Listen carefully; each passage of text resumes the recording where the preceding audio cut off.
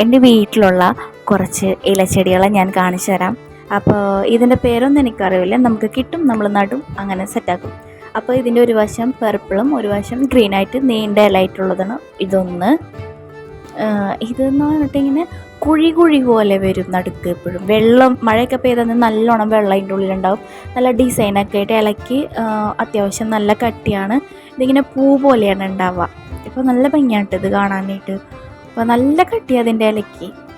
ഇതാണ് രണ്ടാമത്തത്. പിന്നെ ഇത് മൂന്നാമത്തത്. ഇത് നമ്മളെ കള്ളിച്ചെടീൻ്റെയൊക്കെ മുള്ളുചെടിയില്ലേ, അതിൻ്റെയൊക്കെ കുഞ്ഞ് വേർഷൻ. ഇങ്ങനെ കുറേ വരും, ഇങ്ങനെ മുളകൾ ഇങ്ങനെ കുറ്റി കുറ്റി കുറ്റി പോലെ വരും. അപ്പോൾ ഇത് നല്ല ഭംഗിയാണ് കാണാനായിട്ട്. ഇതിലൊരു പൂവ് ഉണ്ടാവും, ഒരു റോസ് കളർ പൂവ്. ഇപ്പം ഉണ്ടാവില്ല, ഒരു ടൈമിൽ അത് പൂവ് ഉണ്ടാവും. അപ്പോൾ ഇതിങ്ങനെ കുറേ മുളകൾ വന്നിട്ടുണ്ട്. അപ്പോൾ ഇത് മൂന്നാമത്തത്. അപ്പോൾ ഇത് നാലാമത്തത്. ഇതെന്ന് പറഞ്ഞാൽ എനിക്കിത് പറമ്പിൽ നിന്ന് കിട്ടിയതാണ്. അപ്പോൾ ഇങ്ങനെ നടുക്ക് കൂടി ഇങ്ങനെ വൈറ്റ് ലൈനൊക്കെ കണ്ടപ്പോൾ ഞാൻ എടുത്തതാണ്, പറിച്ചതാണത്. അപ്പം ഇതാണ് നാലാമത്തത്. പിന്നെ ഇത് നട്ട് വന്നിട്ടുള്ള ആൾ സെറ്റാവണുള്ളൂ. അപ്പോൾ ഇങ്ങനെ പുല്ലൊക്കെ പോലെ വന്നിട്ടുള്ളതാണ്. ഇതും എല്ലാ ചെടികൾ തന്നെയല്ലേ, ഏതോ ഒരു പേര് എനിക്കറിയണില്ല കേട്ടോ. അപ്പോൾ അത് ഉണ്ടാവും പിന്നെ നീളത്തിൽ വന്നിട്ട് അപ്പുറം ഇപ്പുറം പിങ്ക് കളർ, നടുക്ക് ഒരു വൈറ്റൊക്കെ വന്നിട്ട് ഗ്രീനും വന്നിട്ട്. അത് അഞ്ചാമത്തത്. ഇതിൽ ടർട്ടിൽ വെയിൻ എന്ന് പറയും ഇതിനെ. അപ്പോൾ ആളും പടർന്ന് സെറ്റാവണുള്ളൂ. ഒരു തരി കിട്ടിയതാണ് ഇത്രയും ഇതായിട്ടുള്ളത്. അപ്പോൾ ഇത് ഞാൻ ആ മുള്ളു ചെടിയിൽ ഇതിലാണ് വച്ചിരിക്കണത്. ഇതാണ് ആറാമത്തത്. റെഡിയായി വരണുള്ള ആൾ. പിന്നെ ഇതാണ് വന്നിരിക്കണത്. ഇത് വന്നിട്ട് നല്ലോണം പടർന്ന് കയറിക്കഴിഞ്ഞാൽ ഒരു അറ്റെത്തുമ്പോൾ ഇങ്ങനെ കൊലകൊലായിട്ട് പൂവ് ഉണ്ടാവും, നമ്മളെ ചേമ്പിൻ്റെ ഒക്കെ പൂവ് പോലത്തത്. അപ്പോൾ ഇത് 7.